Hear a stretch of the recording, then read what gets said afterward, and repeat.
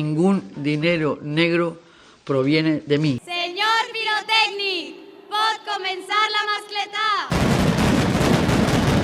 El juez quiere saber si en el PP valenciano había una caja B que servía para lavar dinero negro. Se estrecha el cerco sobre la exalcaldessa de València. El jutge del cas Taula en causa 49 investigats, tots ells membres de l'equip de Rita Barberá. En un demoledor informe sostiene que el PP de Valencia se financió de manera irregular para blanquear dinero, vamos. Corrupción política total. Dos jueces piden al Supremo la imputación de Rita Barberá.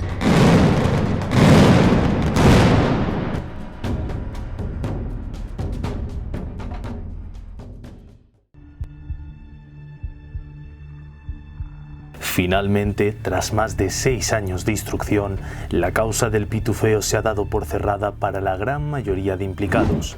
El Tribunal Supremo ha validado el argumento de la Audiencia de Valencia sobre la falta de indicios del blanqueo. Tras el cierre de esta pieza, ¿cómo fue su tratamiento informativo?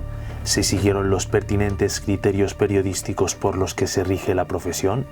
¿La libertad de expresión y de información sobrepasó a los derechos de presunción de inocencia, dignidad, honor, intimidad personal y familiar, así como la propia imagen? ¿Se equivocaron los medios de comunicación a la hora de publicar la información relativa a este presunto blanqueo o no había alternativa? Per a res. No, els mitjans de comunicació no se van equivocar al informar. Jo crec que era una informació de rellevància perquè afectava a tot el grup municipal del Partit Popular de l'Ajuntament de València. I siga el destí que siga, jo crec que aquestes qüestions hi ha que informarles. No es que no hubiera alternativa, vamos a ver, nosotros, este periódico y en general todos los medios de comunicación en aquella época, tenemos un caso de corrupción que por primera vez afecta a la alcaldesa de Valencia, Rita Barberá. Bueno, exalcaldesa en aquel momento, Rita Barberá. Había sido una figura hasta ese momento intocable por la corrupción, ¿no? Era como una especie de isla al margen de todos los otros casos que se habían sucedido dentro de la Generalitat. Por eso, por un lado, generó una expectación enorme, es decir, una figura principal del PP que por primera vez se ve envuelta en un caso de corrupción. Y luego había otro elemento fundamental, que era la presencia o el inicio de esta investigación de un personaje como Marcos Benavent. Me lleva dinero de todo. De todo. ¿Y por qué lo hacía si ahora...? Porque era un yonki del dinero. Un tercer factor ahí, a la hora de contextualizar un poco toda aquella expectativa mediática, ¿no? No estábamos hablando de un asunto que afectara a 1, 2, 3 personas, estábamos hablando del supuesto blanqueo de 50.000 euros, en el que había participado o supuestamente había participado alrededor de medio centenar de personas. Teníamos todos los ingredientes como para informar, o sea, como para despertar nuestro interés periodístico, ¿no? En un asunto como ese. Pedían a miembros del Partido Popular, concejales y asesores que donaran 1.000 euros al Partido Popular. El problema aquí es que los medios de comunicación enseguida pusieron el titular, que es muy guay el hecho de que cliquen continuamente a la noticia. El juez considera a Rita Barberá la máxima responsable, pero al ser senadora y por lo tanto aforada no puede investigarla y pide que lo haga el Tribunal Supremo. Un procés judicial com aquest, que a més ha arribat a judici, a audiència pública, una sentència pública, per supost que estem obligats a informar. Per supost. Tant s'informa del procés judicial com s'informa de la sentència absolutòria. Per tant, quin problema n'hi ha? És que no és un problema, és que és una obligació la que tenim d'informar, perquè els mitjans de comunicació som la plaça pública. Rita Barberá no sabía nada, Rita Barberá no vio nada, Rita Barberá no mandaba en nada que tuviera que ver con su partido, Rita Barberá no tiene noticia de nada de lo que se acusa a quienes fueron sus concejales. Els mitjans de comunicació feren el paper que fan els mitjans de comunicació, intentaren difundir una notícia, intentaren formar una notícia de lo que estava ocorrent, però el que no esperàvem mai és que el que va ocorrir. En el meu cas, mira, vaig ser investigat, vaig ser totalment perseguit, jo ho vaig sofrir en els bancs on me controlaven, el mateix director me dia el que estava ocorrent, que era totalmente falso. ¿Debe un medio de comunicación silenciar una investigación por corrupción porque todavía no ha llegado buen término. Bueno, es que entonces no informaríamos absolutamente de nada. Es decir, tendríamos que decretar ahora mismo un silencio informativo en tribunales y dentro de 5 o 6 años, cuando terminen las investigaciones, cuando haya una sentencia o cuando la sentencia sea firme, es que pueden pasar perfectamente 7 o 8 años, entonces es cuando nos tenemos que poner a informar. Creo que eso no es algo sano, ¿no?, para una sociedad democrática. Fue ética la publicación de unas conversaciones privadas de la exconcejala del PP, María José Alcón, en las que hablaba del ya descartado blanqueo. ¿Se vulneró el derecho a la intimidad de la acusada? Son ya una pieza clave en la investigación de la supuesta trama de financiación ilegal en el PP valenciano.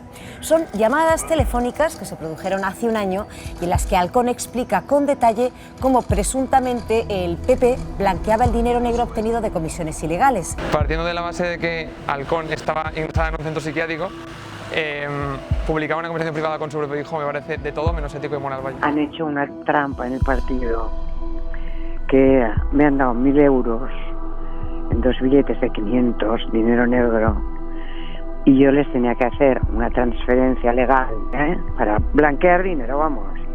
És molt gordo tot, Els acusats ja solen tindre molts drets vulnerats legalment, mentre tu estàs immers en un procés judicial. ¿Vale?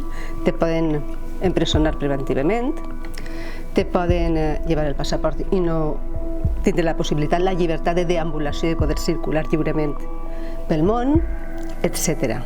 Tu ja tens molts drets vulnerats quan tu estàs immers en un procés judicial com a acusat, processat o investigat. El que tenen que fer els mitjans de comunicació és publicar el que tenen, la informació que tenen, si estan cobrint un cas d'interès públic. No s'oblidem que això no és un cas privat de persones desconegudes. Pero, ¿cómo que blanquear? No lo entiendo. ¿No lo entiendes, cariño? Pues ellos tienen mucho dinero negro. ¿Quién? Pues de empresas del partido, de empresas, comisiones, corrupciones. Entonces, ese es un dinero que no pueden aflorarlo. Cuando se publican las conversaciones ya se había alzado el secreto de sumario, las instrucciones son reservadas, es cierto, pero no pesaba esa medida excepcional de secreto, momento en el que solo el juez y el fiscal conocen lo que es esa actuación, ¿no? Ahí ya todas las partes habían tenido acceso y a nosotros nos parecía una conversación muy relevante. A nosotros, e imagino que a cualquier medio de comunicación. ¿Por qué? Porque es la conversación que da lugar al origen de la investigación del blanqueo. Quan la UCO grava moltes hores. Sí que afectaria al dret a la intimitat si se filtraren parts d'aquesta conversa que afectaren a la seva vida personal o íntima.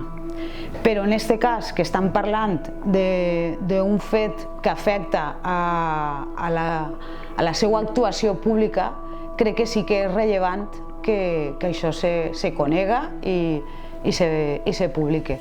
¿Los medios de comunicación de nuestro país cumplen con el respeto a la presunción de inocencia? No, desde luego que no. Además, teníamos unas fuerzas políticas opuestas al gobierno que lo influenciaban. Teníamos el Rita Leaks, teníamos continuas informaciones sacadas por la oposición que se han visto que no eran verídicas o por lo menos la justicia no ha podido comprobar su procedencia. Entonces tienen que replantearse la forma de comunicar los casos de corrupción. Quan s'informa de tribunals, tu tens una documentació oficial amb un setgeig del jutjat. Tu no estàs inventant res. Aquesta informació, que la tenen les parts, te l'han passada, tu no l'has furtada, tampoc, existeix ahí. Tu no estàs jutjant, jutja el jutge. Tu estàs informant de lo que n'hi ha en una investigació judicial.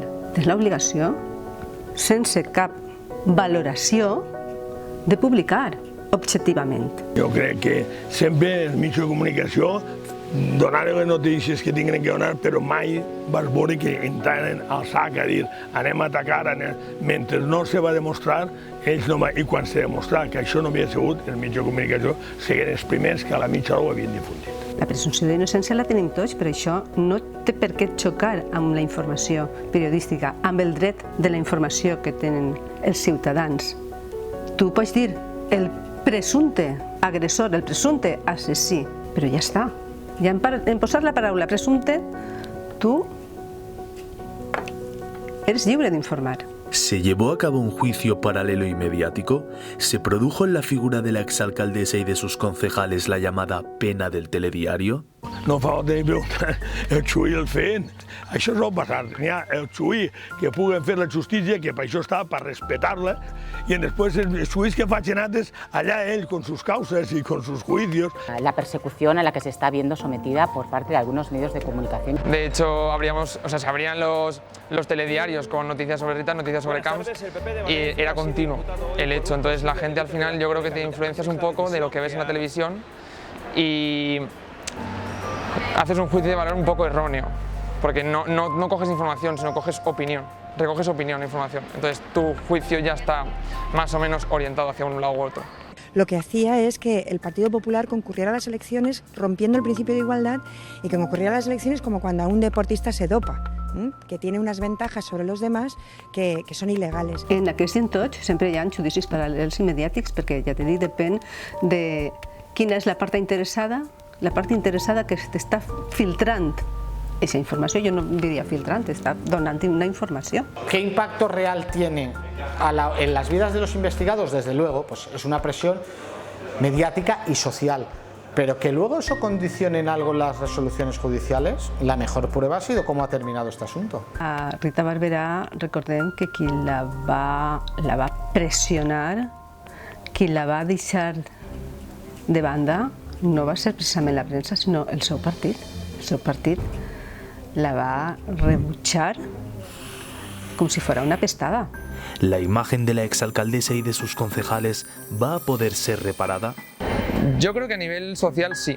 De hecho, vayas donde vayas, si preguntas por Rita, yo creo que al final nunca se manchó del todo su imagen. Lo que no n'hi ha vedet és que se l'acusara i se l'acusara i se l'acusara quan no havien hagut encara ni xuí que havia demostrat ni havia hagut una sentència que poguera dir Rita Barberà ha fet això. Los que contribuyeron a que la imagen de la exalcaldesa, aparte de los medios de comunicación con las informaciones que estamos publicando, fue su propio partido. Es decir, su propio partido la repudió. És que estem parlant d'un cas de corrupció del Partit Popular. La imatge del Partit Popular, per a ser reparada, va costar molt, no per aquest cas, sinó per el que n'hi havia abans i el que continua sortint en aquests moments. No hi ha res que reparar. Si han sigut absolts, ara se diu que han sigut absolts. A un cargo público se le tiene menos en cuenta la presunción de inocencia, el derecho a la propia imagen y la intimidad personal y familiar. Sí, pero es que eso está recogido, es decir, y amparado por las leyes, ¿no? No es lo mismo mi caso, el tuyo o el de la persona que trabaje aquí abajo en el periódico, que una persona con una exposición pública. Esa esfera de lo público y ese interés que despiertan los medios hace que tengan más limitada su esfera personal, ¿no? Y luego también por ese plus de ejemplaridad, ¿no?, que tenemos que exigir a los cargos públicos. I les coses que puguem fer bé o malament estan sotmeses a l'escrutini públic i més si acaben en un jutjat. En este tipo de casos en los que entran en juego y se enfrentan la libertad de expresión y de información en contraposición con el derecho al honor, ¿cómo podemos informar de la forma más eficiente posible? El que hem de fer nosaltres, com he dit, és informar de forma veraç i molt rigorosa per a no caure en subjectivitats o en una informació que no és correcta judicialment, que no és correcta perquè no s'utilitzen els termes apropiats. A veces intentamos le damos más preponderancia, por ejemplo, a las fuentes policiales, es decir, un informe de la UCO, ya nos parece que eso es palabra de Dios, ¿no?, que es incuestionable, irrebatible, que todo lo que pone ahí es cierto y está interpretado exactamente en esa dirección, y luego pues la verdad es que nos damos cuenta cuando pasa el tiempo que a lo mejor pues esos informes no son tan concluyentes o están equivocados. Una buena forma de informar, creo, es intentar contraponer todos, tanto los puntos a favor, digamos, de las acusaciones como las debilidades en la defensa, o como los puntos fuertes de la defensa, es decir, las debilidades de la instrucción. Eso me parece una forma honesta de informar. En abril de 2022 el Tribunal Supremo se pronunció. La subpieza del caso Taula se daba por finalizada, al igual que su tratamiento informativo.